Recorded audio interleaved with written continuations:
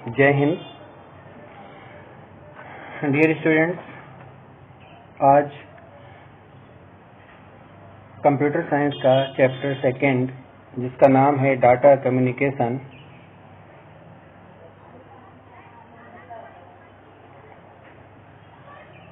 वह आप लोग पढ़ेंगे। देखते हैं डाटा कम्युनिकेशन जो चैप्टर है उसमें आप लोगों को क्या क्या पढ़ने को मिलेगा। ओके, तो देख लें। इस चैप्टर में आपको नंबर 1 डाटा संचरण यानी कि डाटा कम्युनिकेशन पढ़ाया जाएगा। प्राथमिक संचार मॉडल है, संचार के प्रकार हैं, डाटा ट्रांसमिशन है, मॉड्यूलेशन है, डिजिटल से एनालॉग में परिवर्तन है, एनालॉग से डिजिटल में परिवर्तन है और ट्रांसमिशन मोड है। ओके, तो देखते हैं, बढ़ते हैं आगे। थोड़ा सा इसमें भूमिका दी गई है इस चैप्टर की। लिखा है, डाटा तथा सूचनाएं किसी भी देश के विकास के लिए अति आवश्यक तत्व हैं।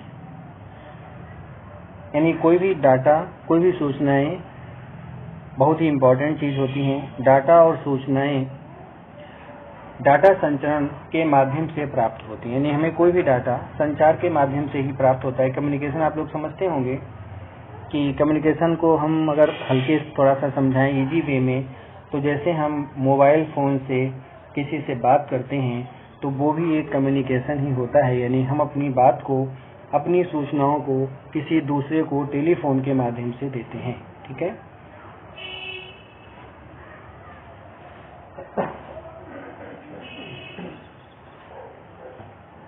जैसे डाटा संचरण है, ओके, टेलीफोन है, टेलीग्राफ है, सैटेलाइट है। ओके, अब आगे देखते हैं कि कंप्यूटर का उपयोग सामान्य रूप से डाटा को संग्रहित करने तथा उन पर क्रिया करने के लिए किया जाता है। कंप्यूटर को सूचनाओं का भंडार भी कहते हैं। ठीक है, और डाटा संचरण के लिए दो कंप्यूटरों का आपस में किसी न किसी माध्यम से जुड़ा होना जरूरी है। माध्यम क्या हो सकता है? जैसे हम दो कंप्यूटर्स को केबल से जोड़ लें, टेलीफोन लाइन से जोड़ लें या फिर सैटेलाइट से जोड़ लें। ठीक है, और आपस में जुड़े हुए कंप्यूटर के समूह को कंप्यूटर नेटवर्क कहा जाता है। ठीक है, आगे बढ़ते हैं। जो मैंने हाईलाइट कर रखा है वो इम्पोर्टेंट चीजें मैं आपको बता रहा हूँ। एग्जाम्पल दिया है, जैसे मान लो कोई बैंक का मैनेजर है, वो अपने कई ग्राहकों को पत्र भेजना चाहता है, तो सबसे पहले वो क्या करता है, अपने कंप्यूटर पर वर्ड प्रोसेसिंग यानी शब्द पर प्रक्रिया कर लेता है। जैसे कि MS वर्ड होता है, उसमें अपना कोई एक लेटर तैयार कर लिया, टाइप कर लिया, और फिर उसके बाद में कंप्यूटर, उसका जो कंप्यूटर है वो, अगर उसके ग्राहक जितने भी उनके कंप्यूटर से जुड़ा हुआ है, तो वो कुछ मिनट में ही अपने ग्राहकों के पास अपना जो मैसेज है, जो पत्र है, वो भेज सकता है। ठीक है, वर्तमान आधुनिक समय में क्या है, इस समय संचरण कैसे होता है? जैसे ईमेल के माध्यम से, सभी लोग जानते होंगे ईमेल है, फुल फॉर्म होती है इलेक्ट्रॉनिक मेल। इंटरनेट के माध्यम से ये कई ऐसे जो तरीके हैं जिनसे हम अपनी सूचनाओं को भेज सकते हैं। ठीक है, अब डाटा संचार क्या होता है, इसको समझने से पहले कुछ चीजों को हमें समझ लेना जरूरी है। हालांकि हमने इसको पहले चैप्टर में बताया था आप लोगों को, लेकिन दोबारा से इसका थोड़ा सा रिवीजन भी कर लो। पहला आया है डाटा।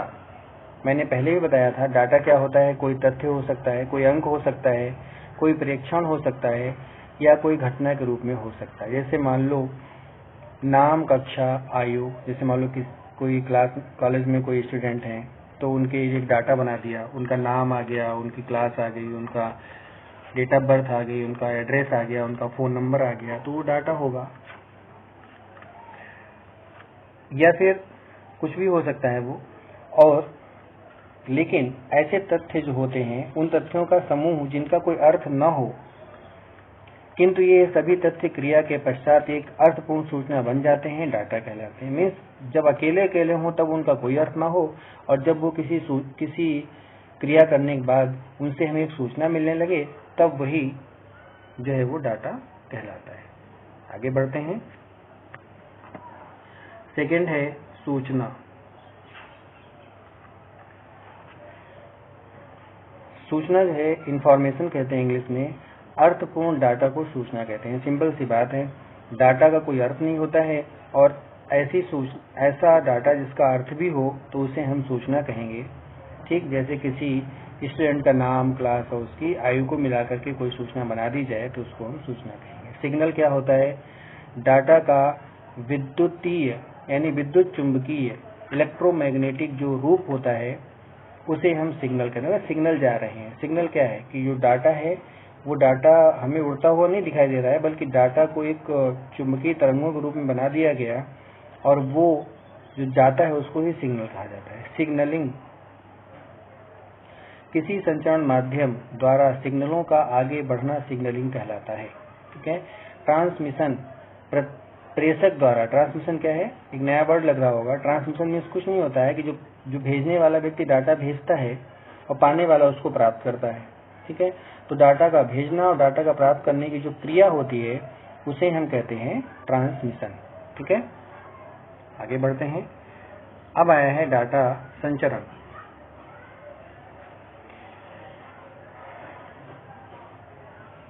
संचरण में पता होगा आप लोगों को कि एक जगह से दूसरे जगह पर जाना संचरण कहलाता है। डाटा संचरण का अर्थ दो यंत्रों के मध्य किसी संचार माध्यम द्वारा डाटा का आदान प्रदान करना होता है। यह संचार माध्यम तार भी हो सकता है, केबल भी हो सकता है, तरंगे भी हो सकती हैं, और इसके लिए हमें हार्डवेयर और सॉफ्टवेयर दोनों का होना आवश्यक है। ठीक है। हार्डवेयर समझते हैं आप लोग, वो होता है जिन चीज़ों को हम छू करके देख सकते हैं, और सॉफ्टवेयर वो होता है जिनको हम देख तो सकते हैं लेकिन उनको हम छू नहीं पाते हैं। वो सॉफ्टवेयर होते हैं जो प्रोग्राम्स कहे जाते हैं। ठीक है। और तीन विशेषताएं, डाटा के संचार करने की तीन विशेषताएं बहुत ही जरूरी हैं, तभी डाटा का अर्थ होता है। तीन विशेषताएं क्या हैं देखते हैं। पहला है शुद्धता यानी कि एक्यूरेसी, कि डाटा जो है वो पूर्ण रूप से शुद्ध होना चाहिए, यानी कि जैसा भेजने वाले ने डाटा भेजा है ठीक वैसा ही डाटा प्राप्त करने वाले को दिखाई देना चाहिए। ठीक है। अगर ऐसा नहीं है कि भेजने वाले ने जो डाटा भेजा प्राप्त करने वाला वैसा नहीं देख पा रहा है तो डाटा भेजना बेकार।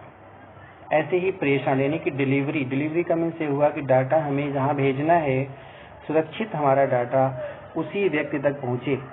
ठीक, यानी कि हमें डाटा अगर भेजना है राम के पास तो राम के पास ही जाए, वो श्याम के पास ना चला जाए। यानी कि जो केवल डाटा उसी को मिले जिसको ग्रहण करना है, जो ग्राही है, इसको प्राप्त करना है, रिसीव करना है, बाकी किसी को डाटा गलत ट्रांसफर ना हो जाए।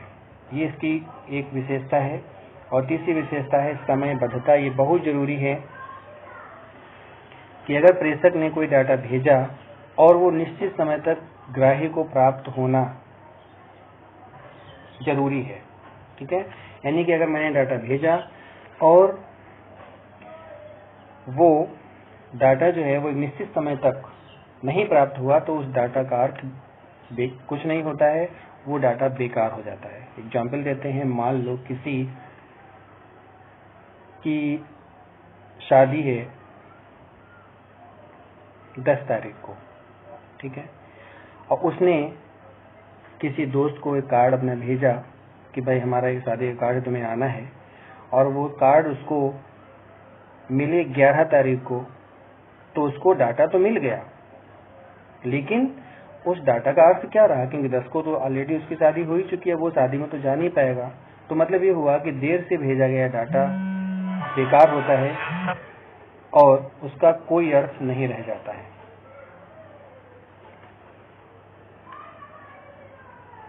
ओके।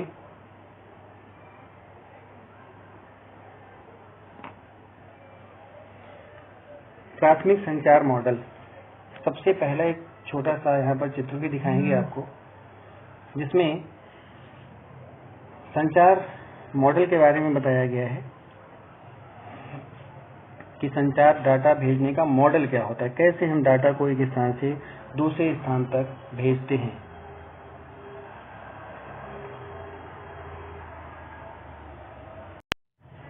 देखें, डाटा संचरण का मूलभूत उद्देश्य डाटा तथा सूचनाओं को एक स्थान से दूसरे स्थान तक भेजना होता है। ठीक है, दूसरे शब्दों में डाटा संचरण का अर्थ प्रेषक यानी जो भेज रहा है तथा ग्राही के बीच सूचनाओं का आदान प्रदान होता है। ठीक है, वह यंत्र जिसके द्वारा डाटा तथा सूचना प्रेषित की जाती है उसे प्रेषक कहते हैं, और वह यंत्र जिसके द्वारा डाटा या सूचनाएं ग्रहण यानी प्राप्त की जाती हैं उसे ग्राही कहते हैं। ठीक है, यानी प्रेषक अगर हम इंग्लिश में कहें तो सेंडर हो जाएगा, और ग्राही को अगर इंग्लिश में कहें तो रिसीवर हो जाएगा। ठीक है, और डाटा संचरण का एक सामान्य उदाहरण व्यक्तियों के बीच संदेश का मौखिक आदान प्रदान है। ठीक है, जैसे लोग आपस में मौखिक बातें करते हैं तो वो भी एक डाटा को भेजने का उदाहरण है। मैं आपको दिखाता हूँ, देखें, ये देखते हैं,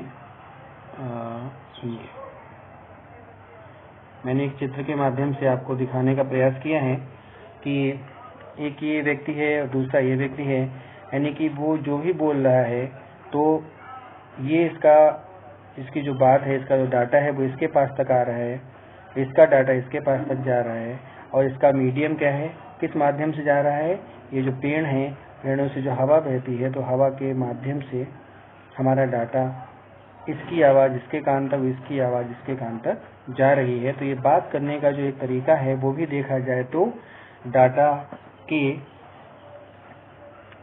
संचरण का ही एक उदाहरण है। ठीक है, अब आगे देखते हैं।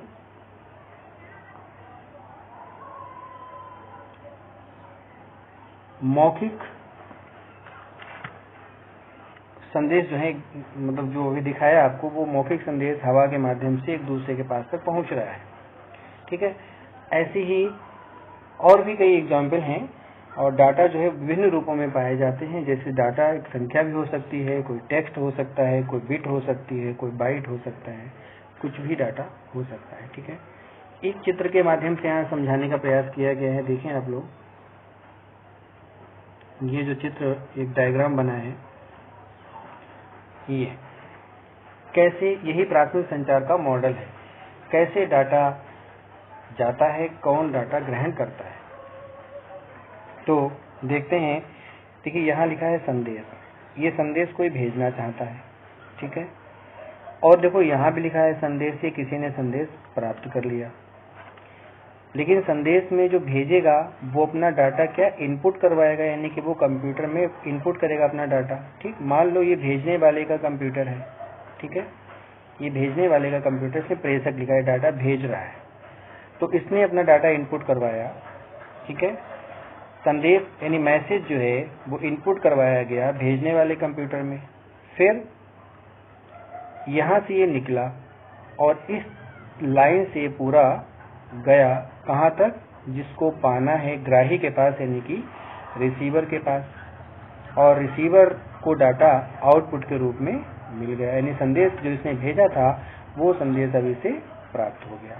ठीक है, कैसे प्राप्त हुआ, तो इसके और इसके बीच में देखो एक मीडियम है, चाहे वो हम तार के द्वारा जोड़ लें, चाहे हम सैटेलाइट के द्वारा जोड़ लें, चाहे हम केबल या टेलीफोन लाइन से जोड़ लें। ठीक है, एक माध्यम जरूर होना चाहिए, और ये संचरण माध्यम कहलाता है जिसके द्वारा डाटा होते हुए जाता है। ठीक है, फिर हम बात करते हैं प्रोटोकॉल। ऊपर लिखा है प्रोटोकॉल। प्रोटोकॉल एक प्रकार के नियम है, अभी आपको आगे बताएंगे। डाटा को एक स्थान से दूसरे स्थान तक भेजने के लिए कुछ नियम का फॉलो करना होता है, पालन करना होता है, तो उन्हीं को हम प्रोटोकॉल कहते हैं। ठीक है, तो इसका भी अपना प्रोटोकॉल होता है, इसका भी अपना प्रोटोकॉल होता है, तो दोनों जो है प्रोटोकॉल का पालन करते हुए डाटा एक स्थान से दूसरे स्थान तक भेजते हैं। ठीक है, प्राथमिक संचार के मॉडल जो हैं वो उनके कुछ अवयव होते हैं जैसे संदेश प्रेषक, संचरण माध्यम, ग्राही, संचरण प्रोटोकॉल। ठीक है, आगे बढ़ते हैं। देखिए, मैंने यहाँ पर भी आपको एक समझाने का प्रयास किया है कि ये सेंडर है जो डाटा भेज रहा है, ये मैसेज है किसी चैनल में किस माध्यम से जा रहा है, और ये रिसीवर है जो डाटा प्राप्त कर रहा है, और फिर ये वापस भी इसको दे रहा है। ठीक, तो डाटा को भेजने वाला सेंडर, जिस माध्यम से जाएगा वो संचार माध्यम, जो प्राप्त करेगा वो रिसीवर यानी कि ग्राही। ठीक है, और इसमें कुछ नियम जो फॉलो किए जाते हैं वो होते हैं प्रोटोकॉल। ठीक है, ये बात मैं आपको समझा ही चुका हूं, आगे बढ़ता हूं।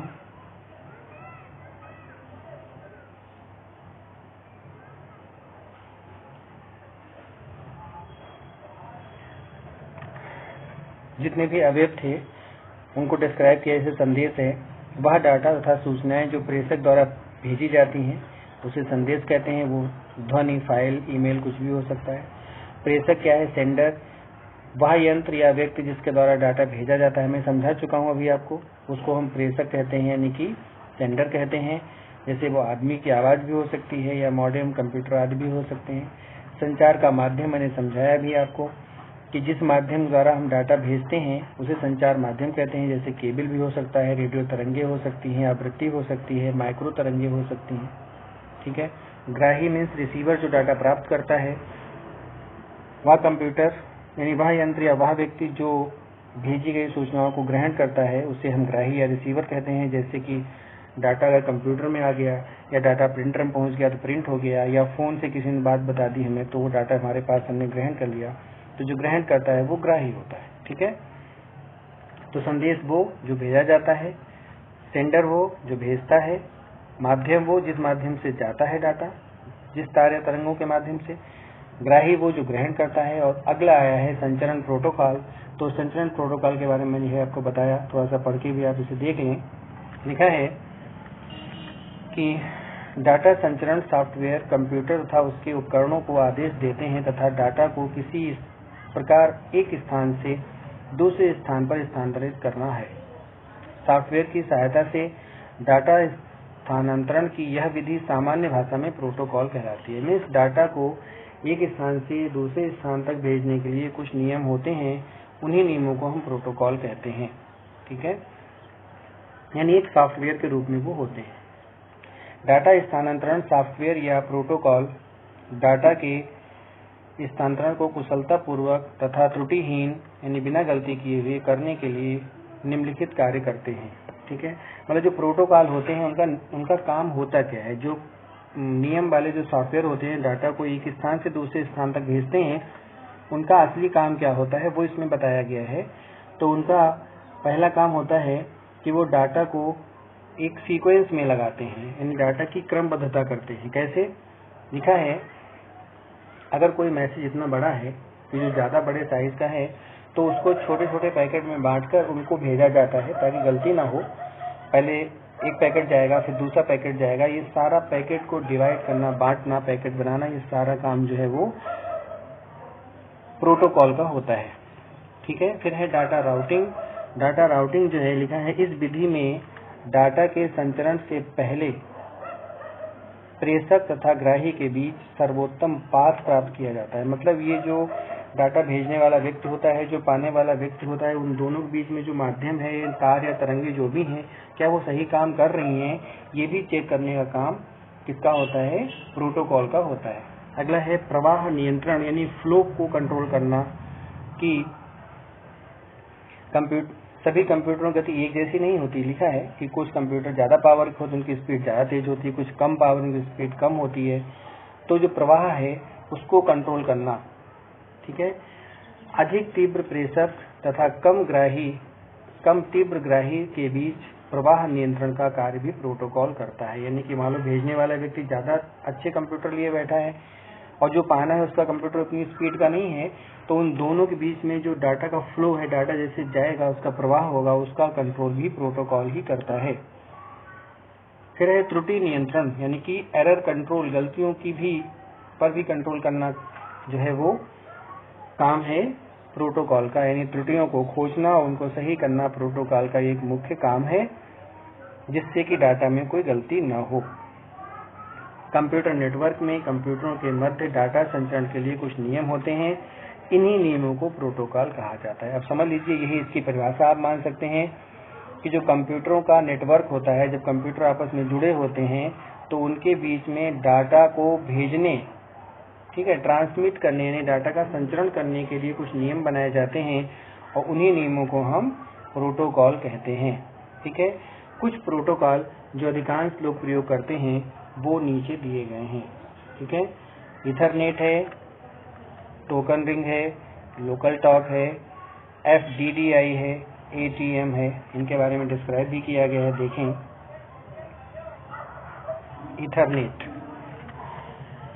ईथरनेट प्रोटोकॉल सर्वाधिक प्रयोग में लाए जाने वाले प्रोटोकॉल है, सबसे ज्यादा इसका यूज किया जाता है। ठीक है, इस प्रोटोकॉल में प्रत्येक कंप्यूटर डाटा को भेजने से पहले संचरण माध्यम यानी केबल हो या जो भी तरंगे हैं उनको जांचता है, चेक करता है। अगर केबल खाली होती है तो डाटा को भेजा जाता है। अगर केबल में उस समय बिजी है, केबल में कोई दूसरा डाटा जा रहा है तो उस समय तक वेट किया जाता है और जब केबल खाली हो जाती है तब डाटा को भेजा जाता है।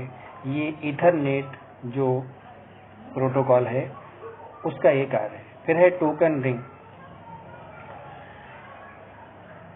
इसका विकास जो है इस प्रोटोकॉल का, टोकन रिंग का, इसका IBM कंपनी, बताया था मैंने आपको इससे पहले वाले चैप्टर में, इंटरनेशनल बिजनेस मशीन जो कंपनी है उसके द्वारा इसका निर्माण किया गया। इसमें होता क्या है कि जो मैसेज होता है उसके छोटे छोटे पैकेट बना लिए जाते हैं और पैकेटों में उनको भेजा जाता है। कंप्यूटर टोकन रिंग में जो कंप्यूटर इस प्रकार जुड़े होते हैं कि सिग्नल एक कंप्यूटर से दूसरे कंप्यूटर पर रिंग के रूप में आगे बढ़ सकें। ठीक है, इसकी डाटा भेजने की जो ट्रांसमिशन करने की गति है वो 4 मेगाबाइट प्रति सेकंड यानी MBPS से लेकर के 16 मेगाबाइट प्रति सेकंड तक होती है। ठीक, लोकल टॉक अगला प्रोटोकॉल है। यह प्रोटोकॉल एप्पल कंपनी द्वारा विकसित किया गया। एप्पल कंपनी फेमस है, आप लोग जानते होंगे, उसके मोबाइल सेट भी आते हैं, एप्पल के फ़ोन भी आते हैं। तो एप्पल कंपनी ने इसका विकास किया है और ये प्रोटोकॉल जो है CSMA या CA, इस सिद्धांत पर वो काम करता है। यह प्रोटोकॉल सीरियल बस और ट्री टोपोलॉजी, स्टार टोपोलॉजी, मैंने आप लोगों को 9th में बताया था, चैप्टर था टोपोलॉजी का। तो उसमें जो बस टोपोलॉजी है, ट्री टोपोलॉजी है या स्टार टोपोलॉजी है। टोपोलॉजी क्या होता है मैं बता दूं थोड़ा तब तक इसके लिए, कि कंप्यूटर को जोड़ने की जो भौगोलिक स्थिति होती है उसको हम टोपोलॉजी कहते हैं। जैसे मान लो हमने एक तार डाल दिया और उसके एक लंबा सा तार डाला, एक इधर कंप्यूटर जोड़ दिया, एक नीचे जोड़ दिया, फिर इधर, तो इसको बस कह दिया गया। ठीक है, या हमने एक लंबा तार डाल दिया, इसमें से एक ये तार निकाला, इसमें कंप्यूटर जोड़ा, फिर इसमें से दूसरा निकाला, इसमें जोड़ दिया, एक इधर जोड़ दिया, एक इधर जोड़ दिया, तो पेड़ जैसा बन गया, तो ट्री टोपोलॉजी हो गई। ठीक, ऐसे ही स्टार मान लो एक यहाँ जोड़ा, एक यहाँ जोड़ा, यहाँ जोड़ा, यहाँ जोड़ा, आपस में जुड़ गए चारों तरफ, तो स्टार बन गया, स्टार टोपोलॉजी हो गई। तो ऐसी टोपोलॉजी के लिए यह लोकल टॉक प्रोटोकॉल काम में आता है। इसकी ट्रांसमिशन की गति काफी कम होती, मतलब बहुत ज्यादा तीव्र गति इसकी नहीं होती है। ओके, आगे बढ़ते हैं। अब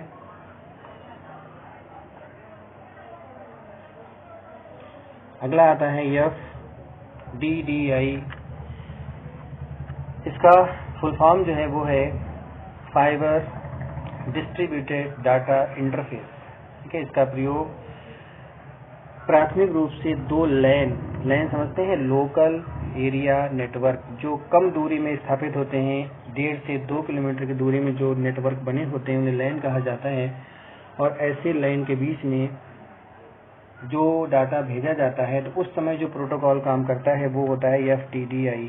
ओके, और यह प्रोटोकॉल भी डाटा ट्रांसमिशन के लिए टोकन पास विधि का उपयोग करती है। इसमें डाटा ट्रांसमिशन की गति 100 मेगाबाइट प्रति सेकेंड होती है।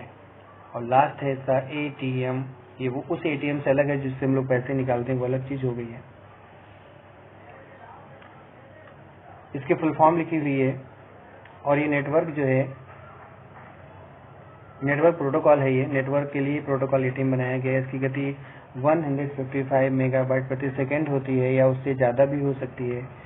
इसमें डाटा का जो संचार है वो बराबर आकार के छोटे छोटे पैकेट बना लिए जाते हैं। मतलब जितना भी मैसेज है उसको छोटे छोटे पैकेट में बना लिया गया और पैकेट बराबर आकार के होते हैं। जबकि इससे पहले जो प्रोटोकॉल मैंने आपको बताया समझाया, उन सभी में पैकेट, जो डाटा के पैकेट होते हैं वो बराबर नहीं होते हैं, उनका आकार असमान होता है। ठीक है। लेकिन सिर्फ ATM जो प्रोटोकॉल है, उस ATM प्रोटोकॉल में जो भी डाटा के पैकेट बनाए जाते हैं वो समान साइज के होते हैं। ठीक है। अधिकांशतः जो ATM का उपयोग है वो दो लैन को आपस में जोड़ने के लिए किया जाता है। जैसे अभी हमने FDDIN बताया था कि दो लोकल एरिया नेटवर्क जो कम दूरी में बने होते हैं, उनमें डाटा का संचरण करने के लिए ATM प्रोटोकॉल का प्रयोग किया जाता है। इसके अलावा इसका उपयोग इंटरनेट सर्विस प्रोवाइडर, जो ISP होते हैं, यानी जो इंटरनेट सेवा प्रदाता होते हैं, जो इंटरनेट की सेवाएं प्रदान करते हैं लोगों को, जैसे BSNL है, MTNL है, ठीक है, सत्यम ऑनलाइन है। तो जो अलग अलग सर्विस प्रदान करने वाले लोग हैं वो भी इस ATM नाम के प्रोटोकॉल का प्रयोग करते हैं। तो ठीक है स्टूडेंट्स, इसमें आपको इतना प्रोटोकॉल तक बताया गया है। और नेक्स्ट वीडियो में आपके लिए अगला जिसका दूसरा पार्ट है वो लेकर के आऊँगा, जिसमें मैं आपको बताऊँगा कि संचार के कितने प्रकार होते हैं और कुछ और उसके आगे जो पॉइंट्स है वो मैं लेकर के आऊँगा। तब तक आप लोगों को ये पढ़ना है और मैं इसकी PDF भी इसके साथ में डाल दूँगा। जो अंडरलाइन मैंने किया है, हाईलाइट किया है, वही आपके इम्पोर्टेंट नोट्स हैं और वही आपको अपनी कॉपी पर भी लिखने हैं। ओके, तो ठीक है फिर, जय हिंद।